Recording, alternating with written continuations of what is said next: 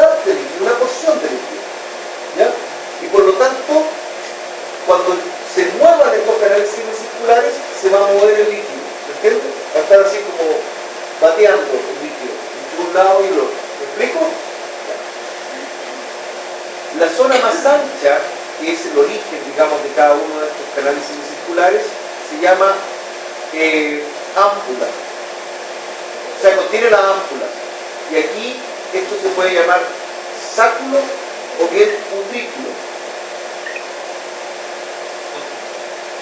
El aparato vestibular tiene dos órganos otolíticos, que son el utrículo y el sáculo, y tres conductos semicirculares. Los conductos semicirculares son complementarios entre el oído izquierdo y el oído derecho. Porque claro, si yo muevo, por ejemplo, si yo muevo mi cabeza hacia la izquierda, voy a estar moviendo el líquido de un canal semicircular en esta posición, ¿me entiende o no? Hacia allá. Pero el de la derecha se va a estar moviendo hacia adelante, ¿me entiendes? Son complementarios. Entonces, los conductos semicirculares están orientados en ángulos rectos entre sí, por eso decíamos que están en X, Y y Z, y son complementarios entre uno y el otro. El conducto posterior censa la inclinación de la cabeza de hombro izquierdo a derecho. El conducto superior censa la rotación de la cabeza de adelante hacia atrás. El conducto horizontal censa la rotación de la cabeza de izquierda a derecha, algo así como diciendo no. ¿Ya?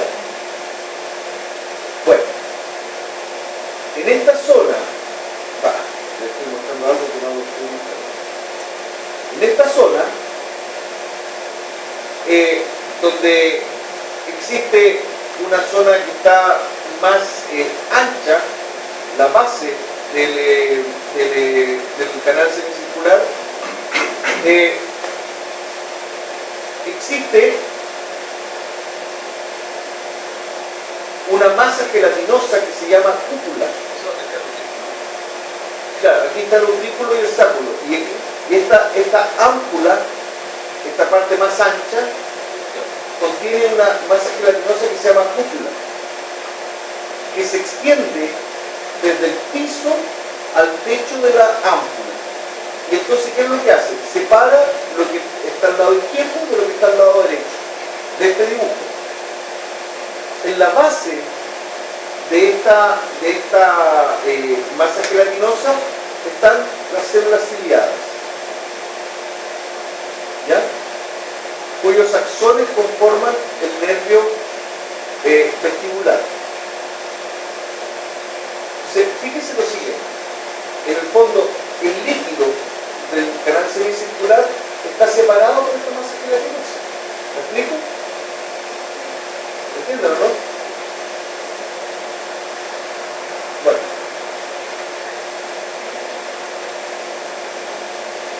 Entonces, ¿qué tenemos? Esta masa gelatinosa,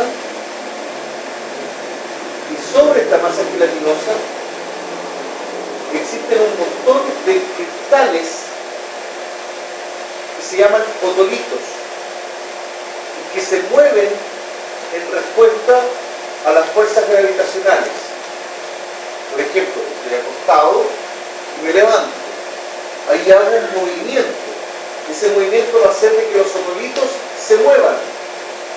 Al moverse los otolitos se va a mover la masa gelatinosa, y al moverse la masa gelatinosa se van a mover las células ciliadas, es decir, los cilios de las células ciliadas. ¿Me entiendes?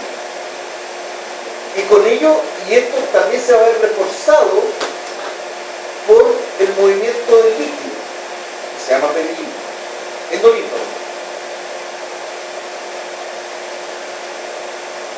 El sentido del equilibrio tiene dos componentes, un componente dinámico y un componente estático. El componente dinámico tiene que ver con este movimiento, el componente estático es lo que a mí me permite decir que estoy en esta posición. 3 conductos semicirculares censan aceleración rotacional en distintas direcciones, hacia adelante, hacia atrás, hacia la izquierda, a la derecha, por sobre y por debajo del hombro. Y los órganos otolíticos registran la aceleración lineal y posesión cefálica.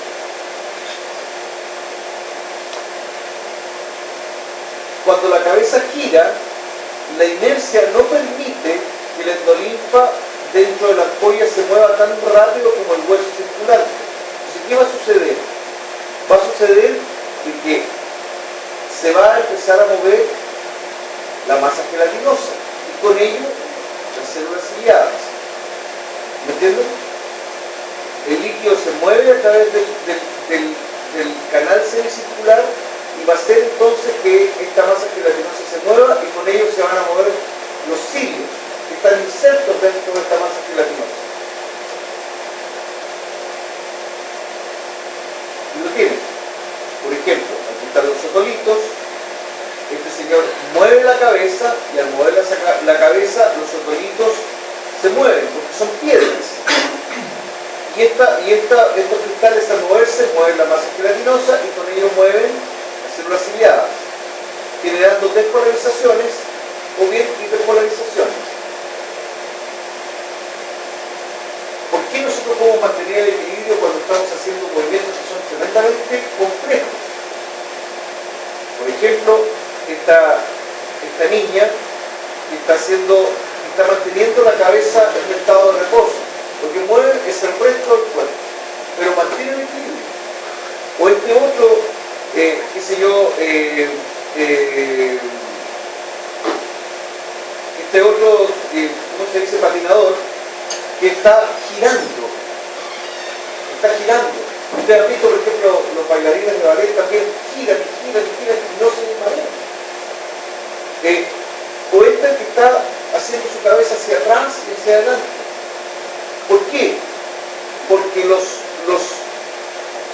las células ciliadas están en distinta posición dentro de estos canales semicirculares y responden a los 3 movimientos, hacia adelante, hacia atrás, hacia la izquierda, hacia la derecha, hacia arriba, hacia abajo. Hacia adelante, hacia atrás, hacia la izquierda y hacia la derecha, hacia arriba y hacia abajo.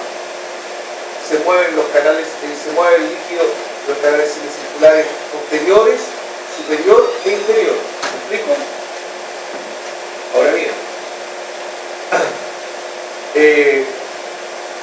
esta información entonces es censada por el movimiento de estas células ciliadas y es transportada a través del nervio vestibular, la rama vestibular del paro octavo, hacia los núcleos vestibulares del bulbo, así como también información que va a ingresar al cerebelo. El cerebelo y los núcleos vestibulares del bulbo van a llevar la información hacia la formación reticular, de aquí hacia el tálamo y finalmente hacia la corteza cerebral, para poder ejercer los movimientos que sean correspondientes para restaurar esto que podría provocarme un desequilibrio. Por ejemplo, ¿por qué nos mareamos cuando nos subimos a un juego de estos del tela? Estamos dando vueltas y dando vueltas y dando vueltas. ¿Por qué nos mareamos? Porque las células ciliadas siguen funcionando y siguen funcionando, a pesar de que yo estoy en un estado quieto. ¿Por qué me dicen? Mira, para que no te marees, mira fijo, mantén fija la vista, porque la información de la posición también tiene que ver con la vista. El cerebelo contribuye al control del movimiento, pero esa contribución viene de información que también proviene, valga la redundancia, del sistema vestibular. Entonces, en el fondo, envían proyecciones finalmente hacia la corteza, que es la que va a tomar la decisión respecto de qué movimiento va a realizar. Entonces, la mayor parte de la integración para el equilibrio proviene desde el cerebro. Esto no vamos a entrar nosotros en control del movimiento, pero sí quiero que entiendan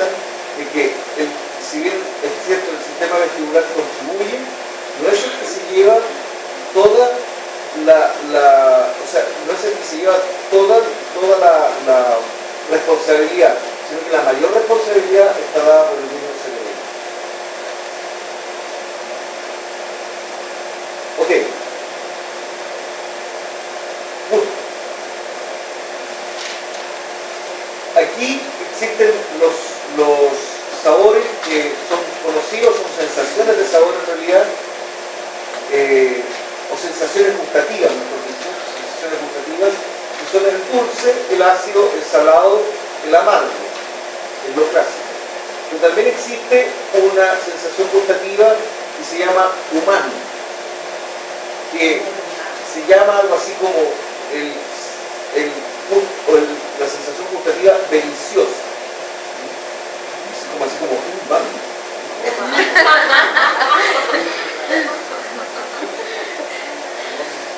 Uno normalmente habla de sabor, pero el sabor es un concepto mucho más elaborado que una sensación gustativa. El sabor implica también una información olfativa. Yo, por ejemplo, siento el sabor de la manzana, pero eso porque tiene un olor también a manzana, y tiene color a manzana y tiene textura a manzana, o sea, es una información mucho más compleja hablar de un sabor, pero sí podemos hablar de una sensación gustativa. Aquí los receptores se llaman células gustativas, que corresponden a las yemas, o también se les llama papilas gustativas, parte de las papilas de la lengua y otras regiones de la cavidad oral, particularmente el paladar. Existen tres tipos de papilas gustativas: las pungiformes, las calciformes, que están en la parte más posterior, y las foliadas, que están en la parte lateral de la lengua. Si yo hago un zoom de esta parte, voy a encontrar de que estas son las papilas gustativas. En cada papila gustativa existe un conjunto de células ciliadas que forman el receptor finalmente para esta sensación gustativa. Hagamos un zoom de esta parte. Esta célula gustativa tiene microvellosidades que están en contacto con el medio externo. Estas microvellosidades permiten, ¿cierto?, de que se provoque acá la transducción sensorial.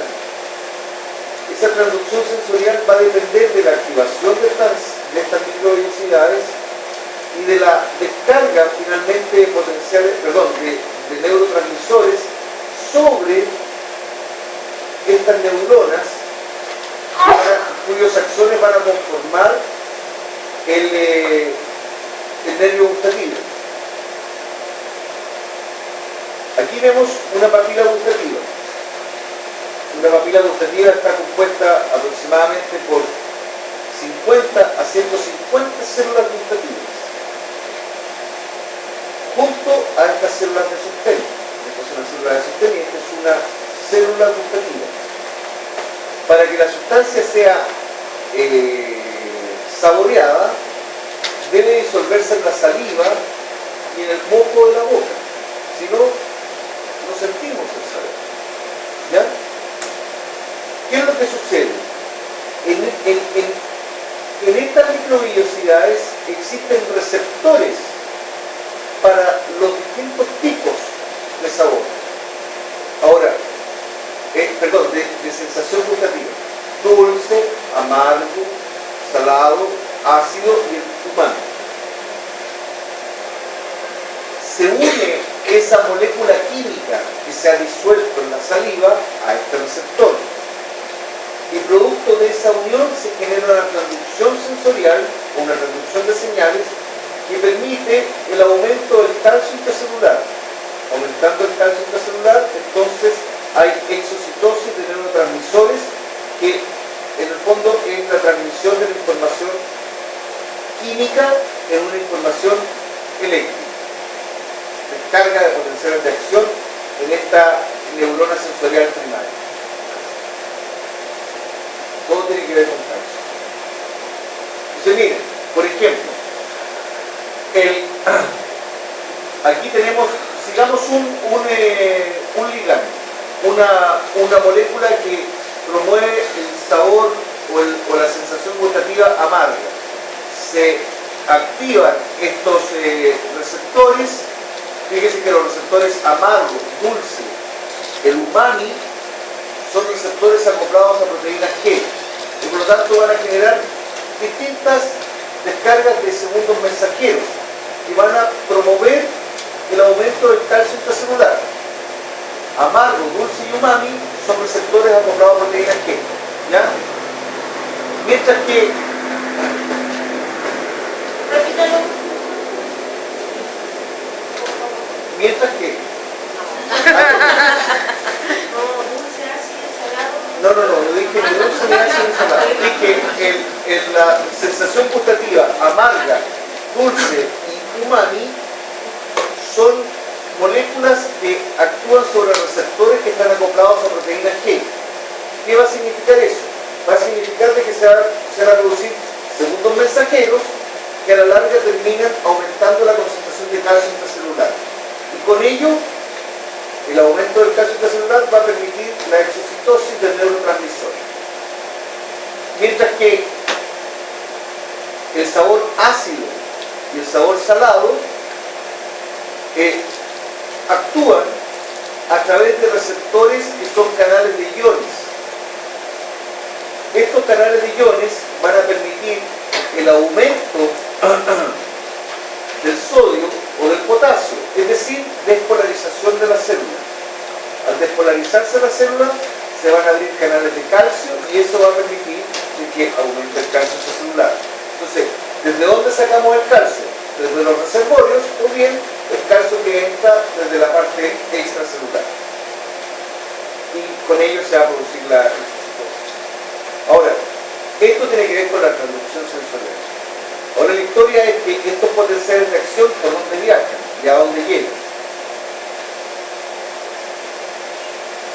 Dependiendo de la zona, que es la punta de la lengua, la zona media, la zona posterior, qué sé yo, de la lengua, van a ingresar la información a través de distintas vías.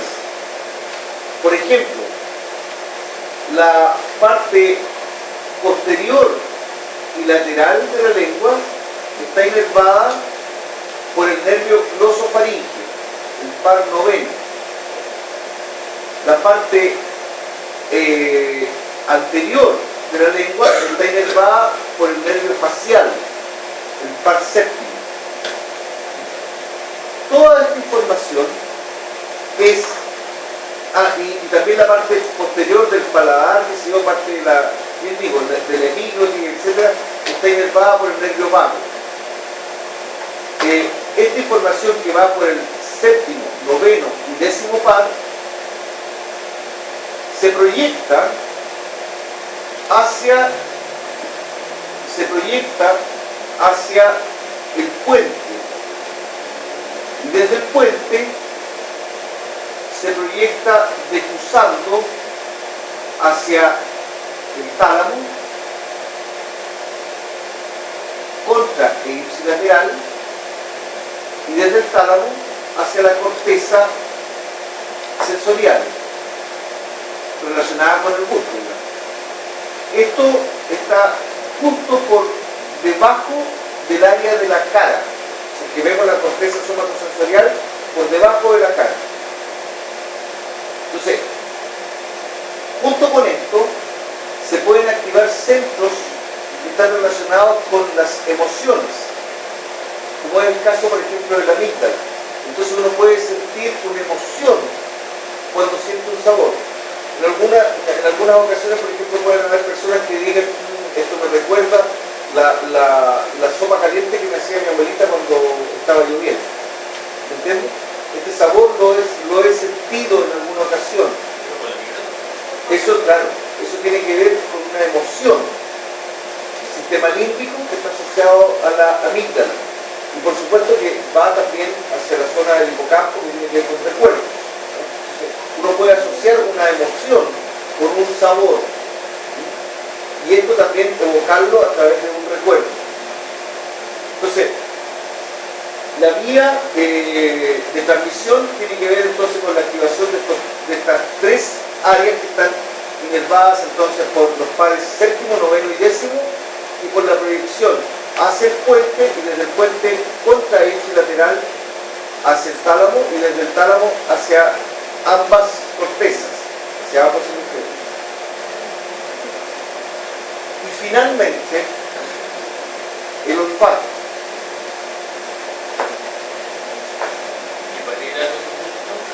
¿Perdona? ¿Craneales qué pasó? Séptimo, noveno y décimo. Claro. Facial, glosofaringio y vago. Facial, glosofaringio y vago. Porque el octavo queda del oído. El del oído. Tienen que, se lo enseñaron con una mnemotécnica, ¿no? Hay una mnemotécnica que a mí me ha resultado, y es la siguiente: mira, acordarse la siguiente frase: oh, mami, por ti me fui a Galicia navegando en hipopótamo. Cada una de esas letras tiene que ver con un par. Oh, mami, por ti me fui a Galicia navegando en hipopótamo. 12. Chuta, me quedan 13. Navegando en hipopótamo.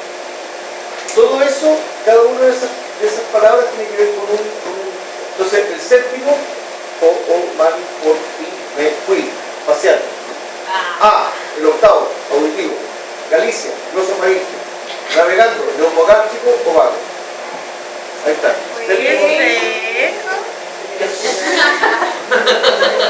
Todo el rato. Viendo mami, Voy a cortar.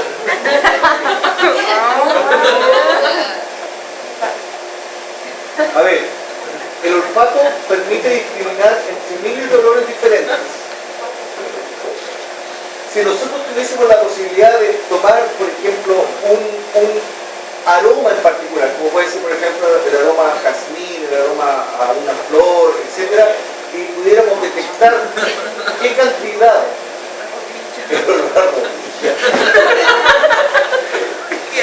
olor a sopa popigüe, eso es más grave. Si nosotros pudiéramos determinar qué cantidad de moléculas hay en esos olores, o sea, es que son infinidad de moléculas, ¿ya? Pero nosotros somos capaces de discriminar y decir: esto es olor a jazmín, esto es olor a violeta, esto es olor a... No hay caso. El epitelio olfativo es un epitelio que tiene sus receptores mirando hacia el medio externo. Están insertos en esta cavidad nasal. Estos son los receptores. Aquí están los receptores. Y son, precisamente están mirando hacia el medio externo. Están insertos en esta cavidad nasal. Fíjate que, por ejemplo, cuando uno está resfriado, la cavidad nasal se llena de moco. ¿Y qué pasa con la capacidad de percibir olores? Disminuye. ¿Por qué? Porque los receptores están cubiertos de moco. Entonces, estas células receptoras son de las únicas células receptoras que están así como justo mirando hacia el medio externo. Están en contacto prácticamente directo con el medio externo. Los axones de estas neuronas son axones cortos que se insertan en el bulbo olfatorio. El bulbo olfatorio es la extensión del cerebro anterior que recibe las aferencias olfatorias primarias. Por lo tanto, si los axones son cortos, no están mielinizados, porque están cortitos lo que tienen que cruzar, que no necesitan mielina, no están mielinizados. Estos entonces van a ingresar sobre el bulbo olfatorio.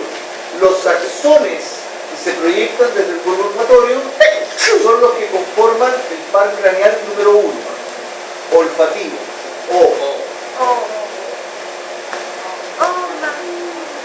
Entonces, fíjate lo siguiente. A ver, un poquito, mire, voy a mostrar la siguiente y me voy a devolver. Aquí están los receptores insertos en esta cavidad nasal. Estas son las células olfativas, si quieren verlo así, o sensoriales olfativas.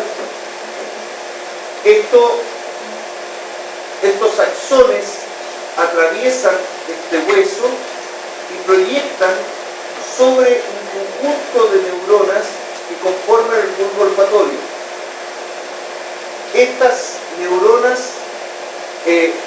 los axones de estas neuronas proyectan o conforman el nervio olfativo. Las neuronas primarias son las neuronas sensitivas o las células olfatorias. Las neuronas secundarias de orden superior se proyectan desde el bulbo hasta, por el par craneal número 1, hasta la corteza olfativa. Entonces, aquí están presentes los receptores.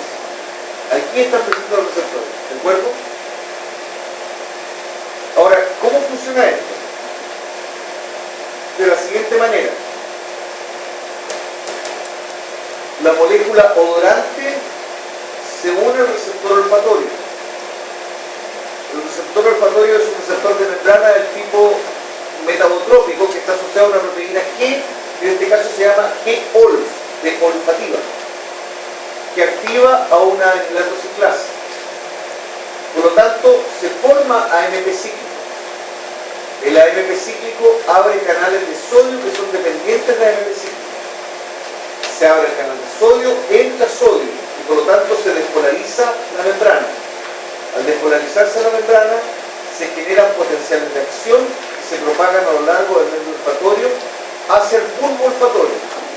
Reconocidas por estas neuronas, entonces los axones de estas segundas neuronas se van a proyectar hacia la corteza olfativa. Las moléculas olorosas que están presentes en una fase gaseosa llegan hasta estos receptores olfatorios que están presentes en los cilios de estas neuronas. Estas neuronas receptoras, los axones de estas neuronas receptoras, dejan el epitelio olfatorio, pasan esta placa cribiforme que en el fondo del hueso y hacen sinapsis en un glomérulo. Este glomérulo es capaz de recepcionar alrededor de 1000 receptores, o sea, 1000 células olfativas, axones de 1000 células olfativas. Y esto está sucediendo a nivel del bulbo, ¿no? Y esta información es llevada por estas células mitrales cuyos axones conforman entonces el nervio olfativo o par craneal número 1.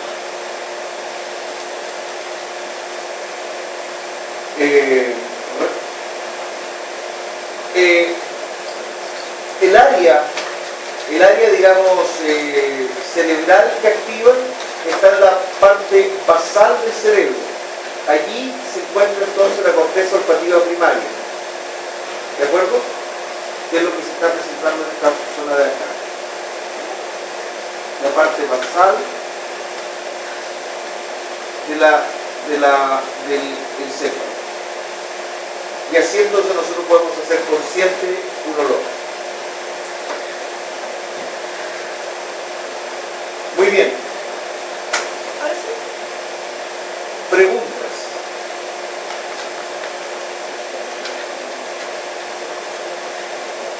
Hasta aquí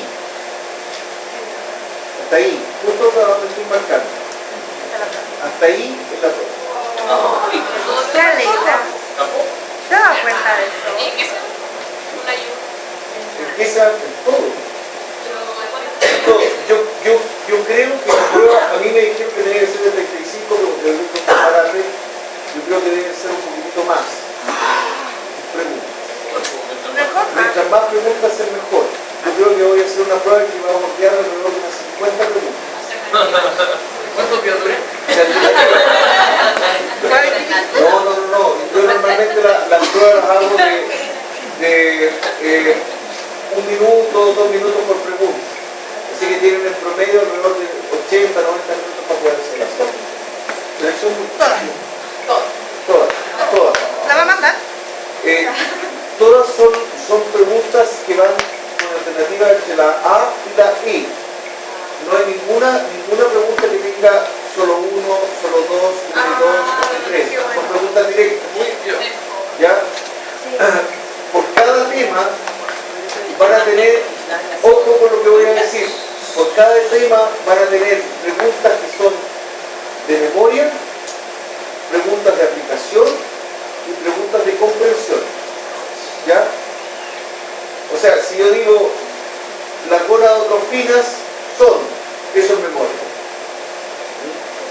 Si yo digo, un paciente tiene sus niveles de FSH altos, lo más probable es que este paciente tenga problemas de eso de aplicación. Y una pregunta de comprensión es que usted sea capaz, a partir de la información que se le está entregando, ser capaz, por ejemplo, de, proyectar una información. Por ejemplo, yo podría colocar un gráfico, y a partir del gráfico ustedes sean capaces de decirme qué dice ese gráfico. Digo, por ejemplo, a ver, puedo poner un gráfico que diga, para ver la parte endocrina, concentración de potasio y aldosterona. Entonces vemos que en la medida que aumenta la concentración de potasio, a medida que aumenta la concentración de potasio plasmático, entonces la aldosterona comienza a disminuir. Entonces les puedo poner algunas cosas respecto de ese gráfico y ustedes tienen que sacar información de ahí, es comprender la información. Entonces van a tener esos 3 niveles de preguntas.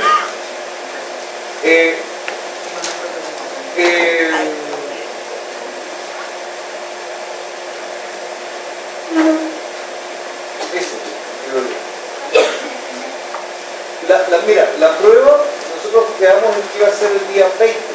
¿Sí? A pesar de que los contenidos son hasta ahora. Es decir, que va a haber 2 semanas para prepararla bien. ¿Lo podría hacer la próxima semana o bien? El 20. ¿Perdón? Sí, tienen que prepararse bien. Pero ahora no sabes. A ver, no, mira, las pruebas no son fáciles ni son difíciles. El que la encuentre fácil o difícil es cuestión de usted. Si usted no se prepara, la va a encontrar muy difícil, se lo aseguro. Porque no va a entender nada lo que está diciendo. No, pero espérame, Adidas.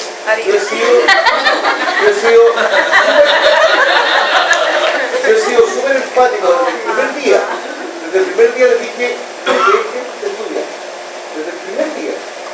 Porque si sé que esta cuestión es muchísimo contenido, den gracias a Dios porque tienen 2 cursos de fisiología. La Universidad de Valparaíso tiene 1. Andrés Bello tiene 1. La Santo Tomás tiene 1 curso de fisiología. Y lo hacen pebre por 1 curso de fisiología. A esta altura hubiesen tenido 2 temas, hubiesen tenido 4 temas para la prueba.